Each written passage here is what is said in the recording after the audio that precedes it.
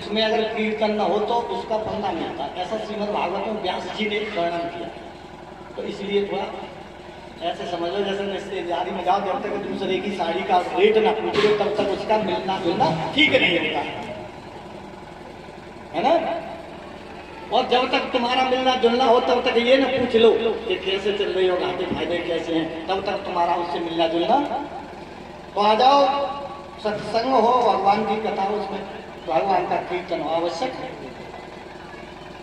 अब प्रश्न ये है, भगवत प्रेमियों प्रसाद तो भगवान की कृपा से सभी को मुहिम कराया जाता है, भगवान की ये व्यवस्था है। लेकिन इस व्यवस्था में एक व्यवस्था और है जिसके लिए थोड़ा सा अपना 10-5 मिनट और आपके बीच में भली बुरी जो होगी उसको कह देते हैं। बुरी बात तो कुछ है ना, और बुरी भी लगे तो इसमें कोई नुकसान है ना, ऐसे मान लो। क्योंकि कहा जाता है कभी कभी अपनी जब औलाद होती है तो ऊपर ही मुंह पे यहाँ हो तो यहाँ से पैसा करके चला जाता है, और इधर हो तो इधर माला, तो वो भी कोई बुरी बात है। तो भगवान के काम में अगर कहीं किसी को समय लगे, भगवान के काम में किसी को कोई तकलीफ लगे तो वो भी कोई बुरी बात है। बोलिए गोविंद भगवान। तो निवेदन यह था भगवत प्रेमियों के अमर कथा के प्रसंग में, यही अमर कथा है हमारे आपके जीवन में। आप अपना जितना इस अमर कथा को अधिक से अधिक सुदृढ़ कर सकते तो वो है सत्कर्म का कर्म। और सत्कर्म अगर आपने जीवन में नहीं किए हैं तो जीवन में आप जो भी कुछ करते हैं बुरा तो नहीं करेंगे, लेकिन उससे आपका भला नहीं है। और जिससे अगर भला नहीं होता है तो उस भले का भी क्या करेगा, प्रश्न रही है। बुरा तो नहीं है, अगर बुरा होता तो सृष्टि का क्रम नहीं चलेगा, लेकिन जिससे आपका कल्याण न हो वो आपके किसी काम का। अभी थोड़ी देर के लिए ऐसे ले लीजिएगा, जिन्होंने अपने जीवन में परिश्रम किया है उसमें एक और है बालक जिसको ब्रजपाल मास्टर ब्रजपाल सिंह जी हैं। अब जीवन के परिश्रम तो सब करते हैं, लेकिन परमात्मा में जो परिश्रम करता है वही साथ है। जो परमात्मा में परिश्रम करता है वो साथ है। और शेष गांव के जितने लोग हैं, जैसे जो जिन्होंने वास्तव में पूरे मन से परिश्रम परमात्मा किया, स्वार्थ नहीं है। उसमें तीसरी कड़ी में एक और रहा करते थे जिनको सत साम कहते थे। वो झूठ ज्यादा बोलते होंगे, तहसील में सत साम नाम बोलते, विजंदर वीरंदर। कोई व्यक्ति कहीं अगर कार्य करता है परमार्थ के लिए तो उसे उसका लाभ मिलता है,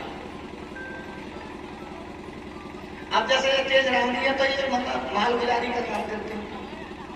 माल गुजारी जानते हो?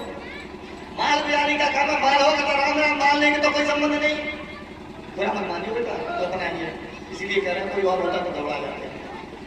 मेरा मतलब किसी व्यक्ति को धर्म करने का मौका मिलता है वो सौभाग्य है, और उस धर्म में अपन निस्वार्थ भाव से परमार्थ करने को मिलता है वो अत्यंत सौभाग्य है। हमारे आपके बीच में अगर कोई है तो हमारा धर्म है जो हमारी मदद करे।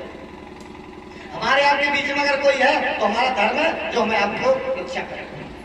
अगर हमारे आपके बीच में अगर कोई है तो तुम्हारा धर्म है जो तुम्हारा कल्याण करे। और यही ना हो तब सोचो, यही ना हो किसी के जीवन में और यही ना हो किसी गांव और समाज में, तो बताओ उस गांव समाज व्यक्ति का होगा क्या? तब तो डूबेगा। बड़ी सीधी सी बात।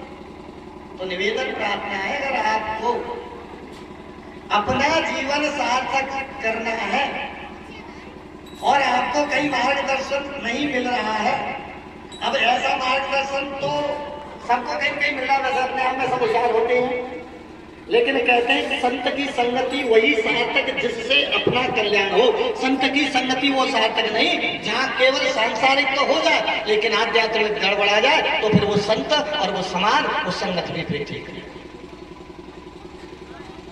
अब बात प्रश्न यह आता है कि संगति अगर करनी है तो कुछ रहे हैं कुछ चले गए हैं, जिसमें जैसे वीरेंद्र का काम है, चरण सिंह मुखिया जी रहे, अब ये तो है ही है उनके, ये तो थोड़े क्या नाम है चिंतामणि के वो बालेटर, अब नाम लेने में घबराता हूँ, बालेटर कलेक्टर मास्टर ये थोड़ी गड़बड़ तो होते ही है, किसी को पकड़ लेते।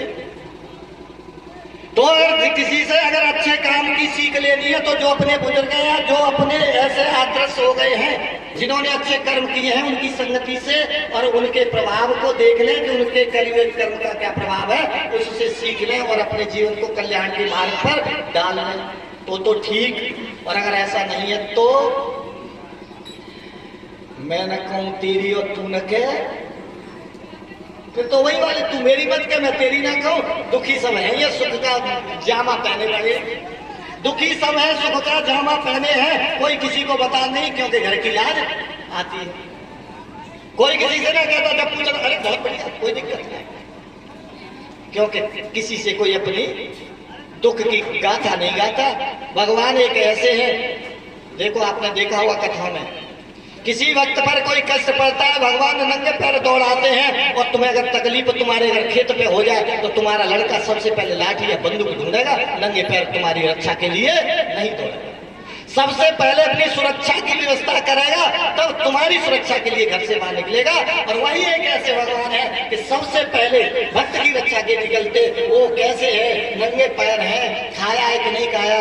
अरे भैया भगवान के प्रमाण में तो जब द्रौपदी जी को जब परेशानी आई, दुर्वासा ऋषि का श्राप लगने वाला था, तो भोजन जब दिया जा रहा था रुक्मिणी के द्वारा तो छोड़ के दौड़ लिए थे कि नहीं मेरे भक्त परेशान है, बिना खाए दौड़ रहे क्यों, भूखे हैं मेरे परेशान है। और यहाँ अगर बाप को भी तकलीफ ट्यूबवेल पे हो जाए, कोई बदमाश ने घेर लिया और खबर मिल गई, तो बेटा नंगे पैर ना दौड़ेगा, सबसे पहले अपनी बंदूक तमंचा और ये वो धोती तलाशेगा, तब कहीं जाके सुरक्षा की बात करें। तो भरोसा इन पर करोगे क्या? अगर भरोसा करना है तो भगवान पर करना, और अगर किसी के लिए करना है तो भगवान के लिए कल्याण हो जाएगा। सिख भले ही और अटपटी लगेगी, लेकिन ये सिख ही तुम्हारे जीवन में काम आएगी। अगर आपको कल्याण चाहते हो तो परमार्थ निस्वार्थ